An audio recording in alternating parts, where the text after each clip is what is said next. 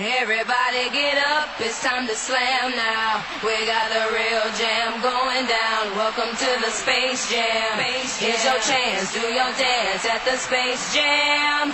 Alright. Hello!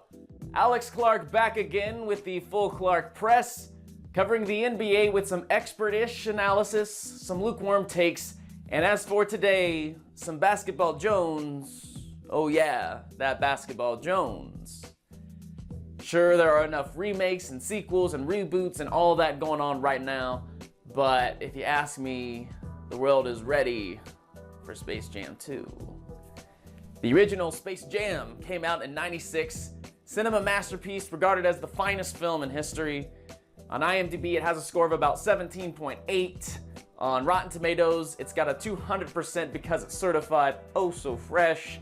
It's just the greatest film ever, kinda. And the reason I bring it up is because, yeah, it's a classic, but also there have been some rumors floating around that this sequel might actually be happening. So before we get into the juicy stuff, like who's gonna be in this thing, let's talk about the timeline reaching up to this point.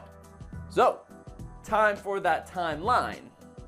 Let's flash back all the way to 2015, where LeBron starred in Trainwreck, a successful box office despite the name. He got some positive reviews, he got scored on by Bill Hader, but that same year, LeBron's production company, Spring Hill Entertainment, signed a content creation partnership with Warner Brothers.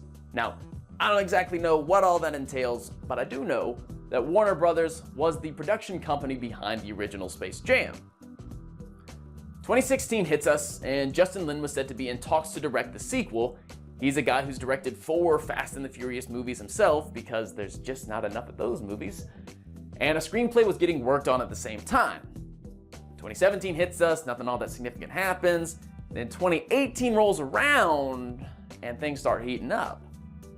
In June, there were rumors of a trailer that was supposed to come out in the summer of 2018, but LeBron apparently yanked that after some type of leak.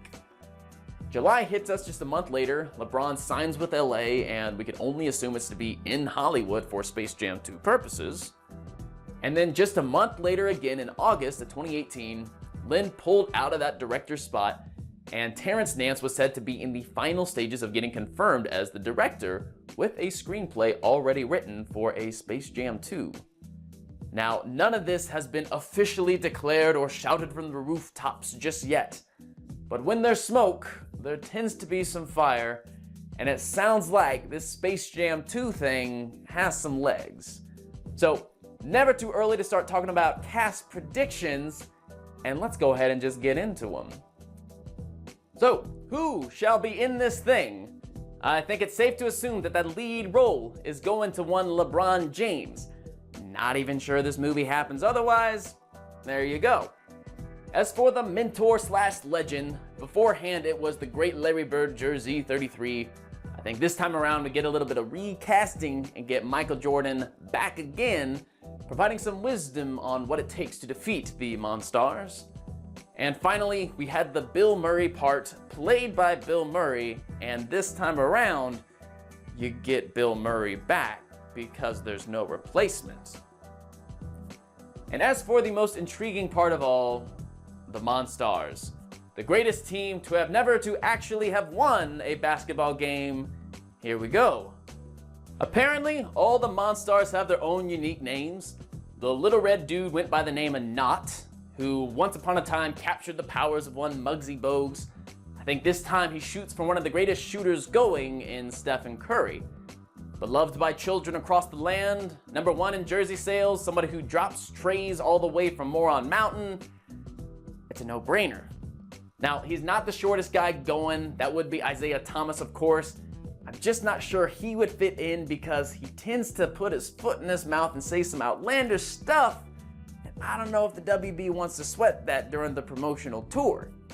Someone they would be very interested in is somebody they've worked with before in Blake Griffin. An actor in his own right, a stand-up comedian, somebody dying to get back to LA, I'm sure. He'd be a great fit to replace Larry Johnson's part before, somebody whose talents are absorbed by one Bupkis, the purple Monstar. It's a safe selection, but I could see this one happening. As for the green fella by the name of Bang, originally captured the talents of Patrick Ewing, I think this time around he shoots for Anthony Davis. That brow is just a marketer's delight. In addition, he's also like a really good player, but I mean, that just sells. The long, lanky blue dude went by the name of Blanco, captured the talents of Sean Bradley, and if we're going strictly off of height, then nowadays you'd go after Boban, and Boban can work. But if they want a little more marketability, I think Giannis Antetokounmpo is the way to go. Another tall, trim guy at 6'11", just an inch shy of 7 feet. And considering I just heard an 8-year-old casually and confidently pronounce his name, makes me think it'll work just fine. And you're telling me that Daffy Duck can't have a scene where he's stumbling over his name?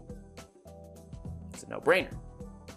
As for the orange fella by the name of Pound, probably the most important Monstar out there, originally we had Charles Barkley in that spot, and I think this time you just gotta go with Draymond Green. He's just as hot-headed, just as aggressive, gets in some trouble. He's got some acting chops based on what we've seen on the floor. It just works. Now, I would love to see KD in this spot. I would love to. I just don't think he'd be interested himself. But you could imagine, instead of Barkley praying in the church, you get a scene differently where we get a little KD doing some tweeting of his own. Just an idea. As for Mr. Swaghammer, originally we had Danny DeVito. This time around, I think you just get Danny back. Maybe channel a little Frank Reynolds from It's Always Sunny in Philadelphia to jazz it up. And if you can't get Danny, I think you'd be just as fine with David Stern or James Dolan. And as for the original song, we once upon a time had I Believe I Can Fly by R. Kelly. I don't know today's music all too well, but I'm willing to bet R. Kelly won't be around for this one. Just a hunch, just a hunch. Which leads me to my Monstar starting five of Curry, Giannis, Blake, Draymond, and Anthony Davis. An intentionally imperfect NBA lineup. Everybody's doing small ball nowadays, but that's not Monstars basketball. So, let me know what you think. What does your Monstar starting five look like? Curious to know. And if you like this stuff, feel free to hit that subscribe button down there. You can also follow me on the Twitter at @FullClarkPress. I appreciate you stopping by, and I hope you have yourself a fine day. See ya. Bye.